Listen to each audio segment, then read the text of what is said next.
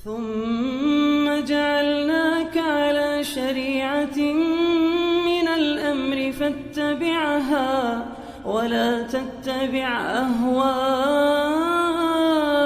الذين لا يعلمون. Kemudian dikatakan di sini oleh Syekh rahimahullah, dan ini pembahasan kita yang ke-6 ya, kalau urutan sekarang yang ke-6. Ahlus sunnah la yukaffiruna ahlal kiblati bimutlaqil ma'asi wal kabair.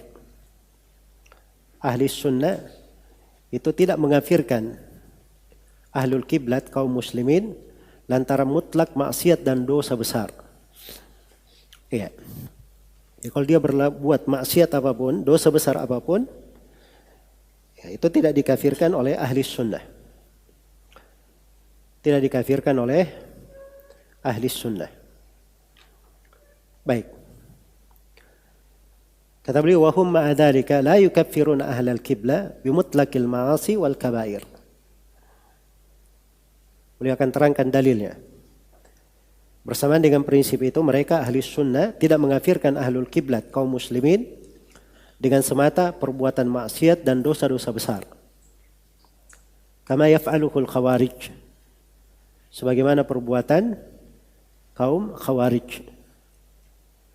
Iya. Jadi kaum khawarij itu memutlakkan pengafiran.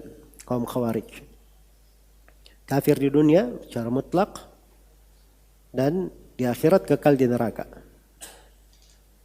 Ini namanya penamaan. Jadi ada dua. Ada namanya babul asma wal ahkam. Iya. Ini istilah-istilah dasar ya di tengah para penuntut ilmu. Rincian dan penjabarannya itu panjang. Perlu banyak hal yang dipahami. Tapi perlu antum tahu saya bahwa di dalam syariat ini ada bab disebut dengan nama babul asma wal ahkam. Bab pembahasan tentang nama-nama dan hukum-hukum. Al-asma penamaan, mukmin, kafir, zalim, fasik, munafik. Itu penamaan. Atau terhadap dar, dinamakan daru Islam, daru kufur, negeri Islam, negeri kafir. Itu bab asma namanya. Ada namanya babul ahkam, bab hukum. Hukum di dunia. Dikatakan dia keluar dari Islam, tidak disolati, tidak dikuburkan jenazahnya di kuburan kaum muslimin. Di akhirat dia dihukumi ke dalam neraka. Kalau dikatakan negerinya negeri kafir, ada hukum berhijrah, itu ahkam namanya. Ahkam. Nah ini banyak yang tersesat di pintu ini. Karena tidak memahami kedetailan di masalah ini. Karena itu Ibnu Rajab berkata, masailul asma'i wal ahkam masailu azimatun jiddan, kata beliau. Pembahasan tentang nama-nama dan hukum-hukum itu adalah pembahasan yang besar sekali. Pembahasan yang besar sekali. Jelas ya? Baik. Nah itu kadang para ulama membahasakan sesuatu, dia membahasakannya di masail tertentu dari pembahasan al-asma wal ahkam. Dia tidak membahas dari seluruh pembahasan. Kadang seorang dia keliru memahaminya, akhirnya dia nukil dari ulama ini ucapan-ucapan yang tidak diucapkan oleh si alim tersebut. Jelas ya? Seperti sebagian orang yang sering mendengung-dengungkan masalah al-udhur bil jahal. Tidak ada udhur dengan kejahilan secara mutlak. Ini dari orang-orang jahil yang tidak memahami. Jelas ya? Karena keliru di dalam memahami bab ini. Atau dia baca di sebagian fatwa para ulama hukum tentang negeri. Kalau negeri ini tidak berhukum dengan hukum Islam, maka itu bukan negeri Islam. Itu masail di mana dia bahas. Di pembahasan apa? Apa yang dia maksud? Jangan dijatuhkan hukum ucapan itu ke seluruh pembahasan. Sebab masail dalam asma wal ahkam itu beraneka ragam. Banyak sudut yang dibahas. Hal-hal yang seperti itu, akal seorang penuntut ilmu yang baru, dia tidak bisa sampai kepada semua titik pembahasan. Karena itu masalah-masalah yang seperti ini, bagi seorang pemula jangan ada yang masuk di dalamnya, yang menyebabkan ia terombang-ambing di dalam syubhat ketidakjelasan. Yang muhkamat itu jelas, hal-hal yang muhkam jelas. Ambil saja yang muhkam. Yang tidak jelas tidak usah dipeduli. Iya. Yang muhkam misalnya, itu muhkam di dalam syariat. Pelaku dosa besar itu tidak kekal dalam neraka, itu muhkam. Ambil muhkam itu. Kalau ada syubhat-syubhat tidak usah ditoleh syubhat itu. Kalau ada yang mutasyabihat, tidak usah ditoleh. Jelas ya? Yang muhkam di dalam syariat, seorang pemimpin yang syah memimpin dan dia adalah seorang muslim, itu syah kepemimpinannya, itu muhkam. Tidak usah lagi sibuk dengan urusan tidak syah karena dia tidak berhukum dengan hukum Allah, tidak begini dan begini. Itu mutasyabihat namanya. Itu mutasyabihat. Jelas ya? Jadi kalau belum masuk, belum paham di pembahasan asma wal ahkam, kedetailan rincian-rinciannya, ya, jangan masuk di dalam hal-hal yang dia keluar dari usul ahli sunnah. Jelas ya? Baik. Ini saya ingatkan kepada para penuntut ilmu, supaya jangan lancang berbicara akan sesuatu. Ya. Dia pikir bahwa seorang itu kalau berbicara pada suatu, dia bisa pahami semuanya. Dia bisa mengerti semuanya, padahal mungkin tidak semua pembahasan di dalam masalah-masalah ilmu itu dia pahami. Nah, itu namanya berbicara tanpa ilmu. Dan tidak boleh seperti itu. Siapapun tidak boleh masuk dalam hal-hal dia berucap pada perkara yang dia bukan tempatnya berbicara di situ. Ya Allahul musta'an. Baik. Jadi sini saya ingatkan ya bahwa ahli sunnah itu seperti yang dikatakan oleh Syekhul Islam, mereka tidak mengafirkan ahlul kiblat dengan mutlak ma'asi dan kabair, dengan mutlak dosa dan apa? Dosa besar. Seperti yang dilakukan oleh kaum Khawarij. Lalu Syekhul Islam membantah pemikiran kaum Khawarij ini dengan dua ayat. Kata beliau, balil ukhuwatul imaniyah thabitatun ma'al ma'asi. Bahkan persaudaraan keimanan tetap ada, thabita, tetap kokoh. Ya. Ma'al ma'asi, walaupun bersama maksiat-maksiat. Kama qala subhanahu fi ayatil qisas, sebagaimana Allah subhanahu berfirman tentang pada ayat tentang kisas, faman ufiya lahu min akhihi syai'un fattiba'un bil ma'ruf. Barang siapa yang maka siapa saja yang mendapat suatu pemaafan dari saudaranya, yang memaafkan mengikuti pemaafannya dengan yang baik. Iya. Maksudnya kalau dia dimaafkan, maka pemaafan itu dia ikuti dengan hal yang baik. Dengan dia membayar diah kah, atau dengan dia berbuat baik dan seterusnya. Sudut pendalilannya di sini, sekarang orang ini membunuh. Orang ini apa? Membunuh. Yang muhkam, yang jelas, membunuh itu dosa besar atau bukan? Dosa besar. Baik. Yang dibunuh, keluarganya, ahli warisnya, itu punya hak qisas. Punya hak qisas. Dia boleh menuntut darah orang yang membunuh. Tapi kalau keluarga orang yang dibunuh memaafkan, maka dia boleh untuk tidak dibunuh. Jelas ya? Nah, maka terhadap orang yang memaafkan itu dikatakan Faman ufiya lahu min akhihi, siapa yang dimaafkan dari saudaranya. Jadi masih disebut orang yang membunuh sebagai saudara. Saudara apa namanya? Saudara keimanan. Itu sudut pendalilannya.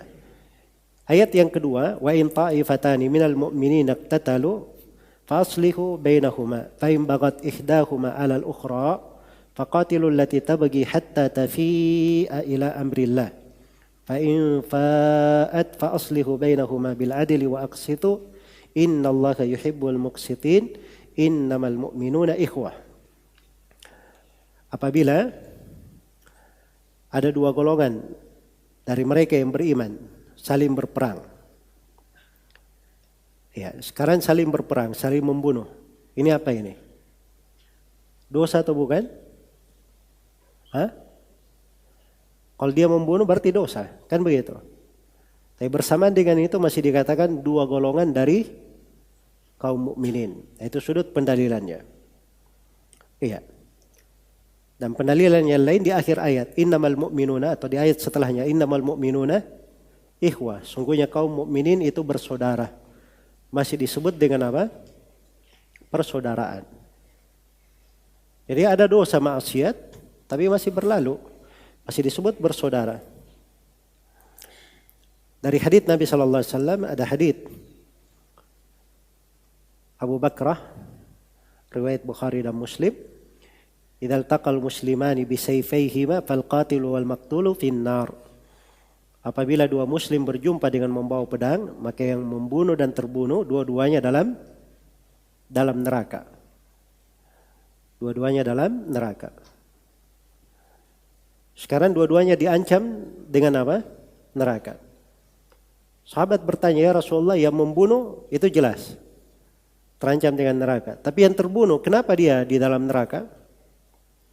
Maka Nabi terangkan sebabnya, innahu kana harisan ala qatli sahibih. Dia tadinya itu sudah bersemangat, sudah sungguh-sungguh ingin membunuh kawannya. Ya, sebenarnya kalau dia menang, dia membunuh. Tapi dia kalah saja, dia menjadi apa? Dia terbunuh. Makanya hukumnya sama, dua-duanya dalam neraka.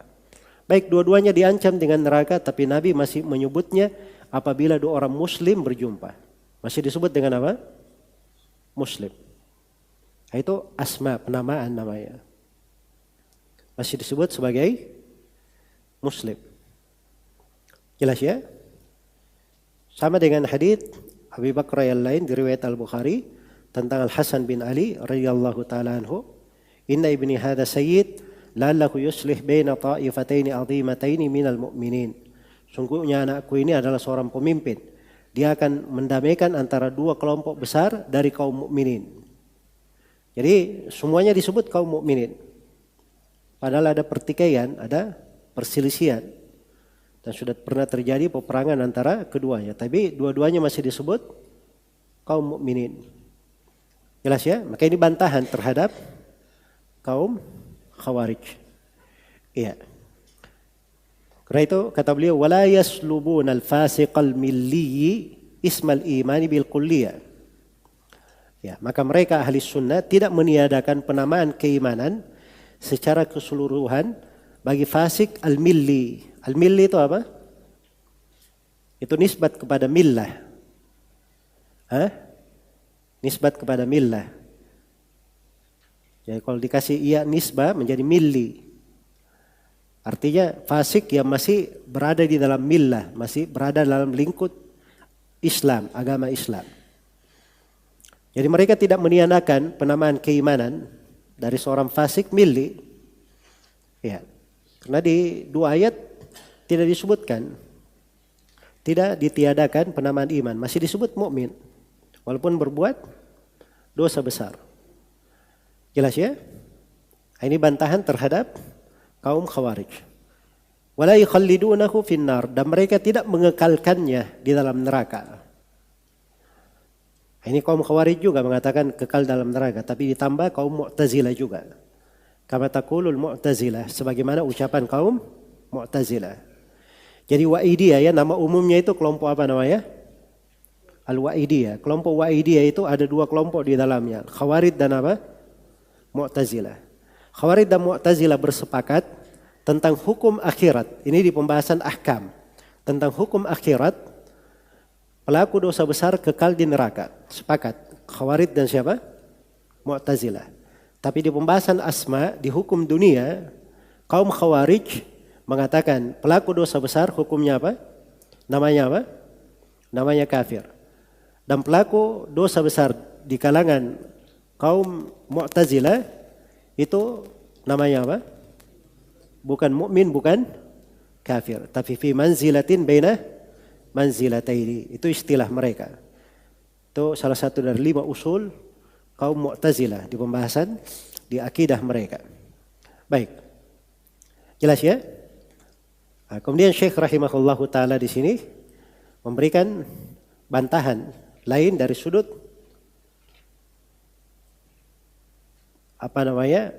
kelirunya ucapan Wa'idiyah di sini. Balil fasiku yadkhulu fi ismil iman. Iya. Bahkan orang fasik itu masuk di dalam penamaan iman. Bimisli qaulihi ta'ala fatahriru raqabatin mu'minah. Pada firman Allah Subhanahu wa taala, hendaknya dia memerdekakan seorang hamba yang beriman.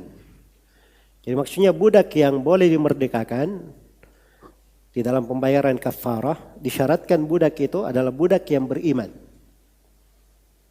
Dia mukmin. Tidak ada pensyaratan bahwa budak itu harus dia bersih dari dosa dan maksiat, tidak pernah mencuri, tidak pernah berzina, tidak pernah minum khamar dan seterusnya. Hanya disyaratkan keimanan. Nah, ini masuk di penamaan umum. Orang fasik pun masuk di dalam hal tersebut. Jelas ya? Iya. Jadi orang fasik kadang dia masuk di penamaan iman. Kadang. Tapi kadang dia tidak masuk juga. Kadang dia tidak masuk. Kapan dia tidak masuk? Diberi contoh. Waqat yadkhulu waqat la yadkhulu fi ismil imanil mutlaq. Dan kadang dia tidak masuk ke dalam penamaan iman yang mutlak. Ya, tidak masuk ke dalam penamaan iman yang mutlak. Seperti firman Allah Subhanahu wa taala, kama fi qoulihi innamal mu'minuna alladziina idza dzukirallahu wajilat qulubuhum. Sungguhnya orang-orang yang beriman itu mereka yang bila disebut nama Allah bergetarlah hati-hati mereka. Baik, pembahasan yang ke-7 tadi sudah dipahami ya, mazhab Khawarij dan Mu'tazilah fi ashabil kabair, tentang pelaku dosa besar. Ini sudah dipahami ya? Sekarang di pembahasan yang ke-8 yang terakhir, al-fasik baina mutlaqil iman wal imanil mutlaq. Fasik antara mutlaqul iman dan al-iman al-mutlaq. Apa bedanya mutlaqul iman dan al-imanul mutlaq?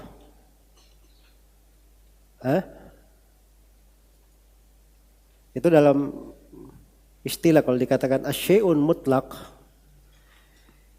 itu terkait dengan kesempurnaan sesuatu itu. Kalau mutlaqus syai' itu terkait dengan dasarnya, pokoknya, pondasinya.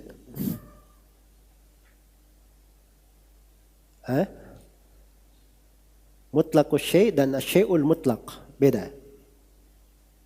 Sama dengan mutlaqul iman dan al-iman al-mutlaq. Kalau mutlaqul iman itu kaitannya dengan keabsahannya, sumbernya, asasnya. Itu mutlaqul iman. Tapi kalau al-imanul mutlaq itu kaitannya dengan kesempurnaannya, kelengkapannya,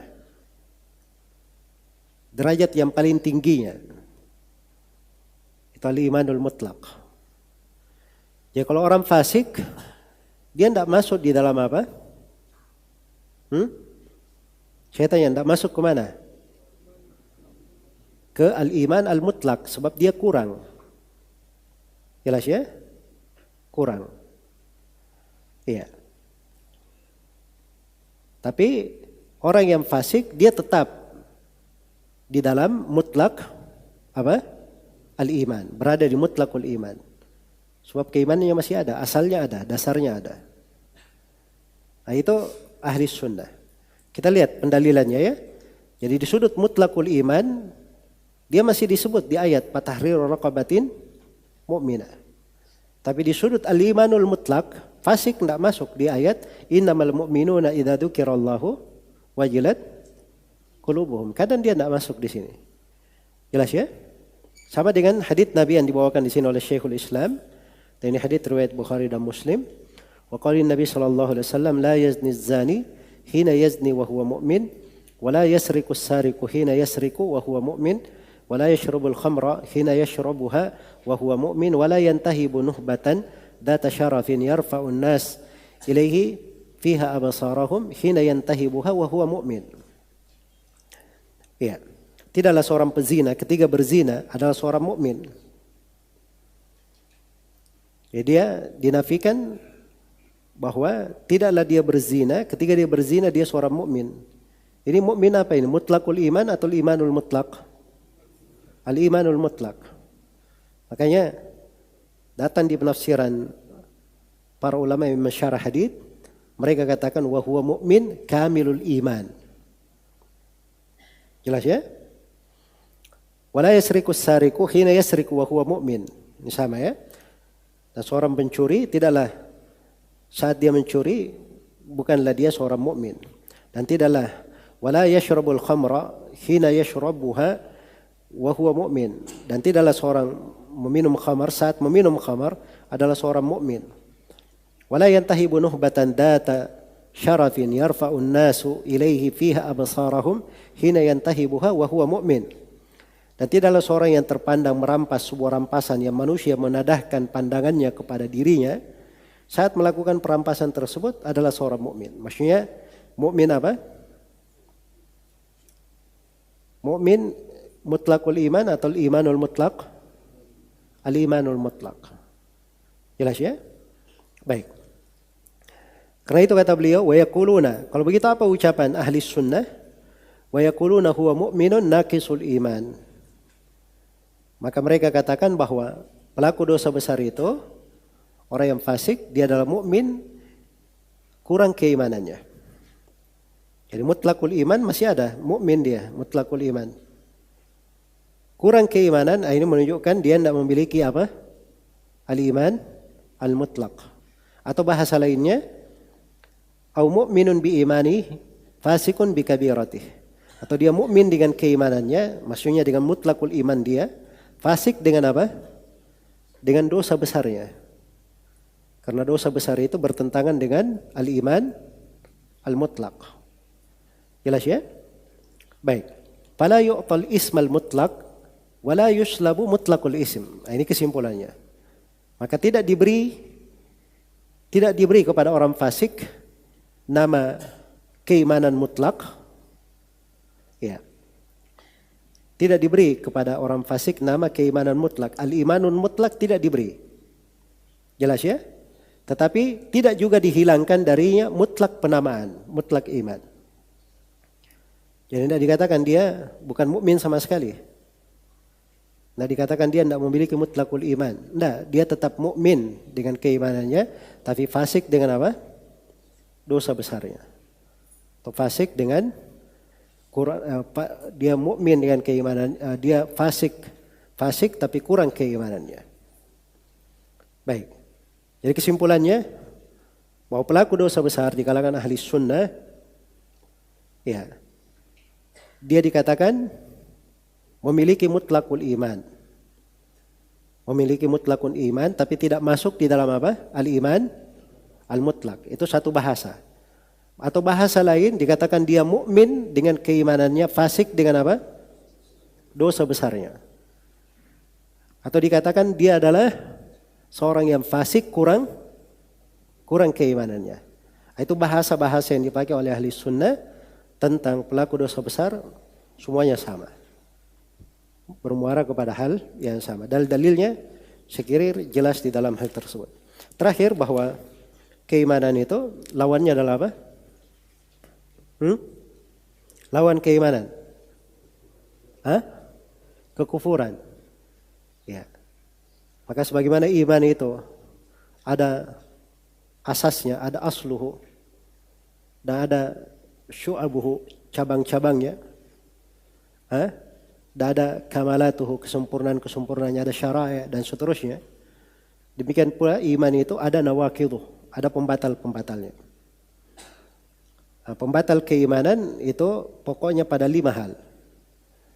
Ada yang kembali kepada ucapan, ada yang kembali kepada keyakinan, ada yang kembali kepada amalan, ada yang kembali kepada keraguan, dan ada yang kembali pada al-i'rad, keberpalingan. 5 hal. Dan ini sudah pernah kita bahas di mana ini?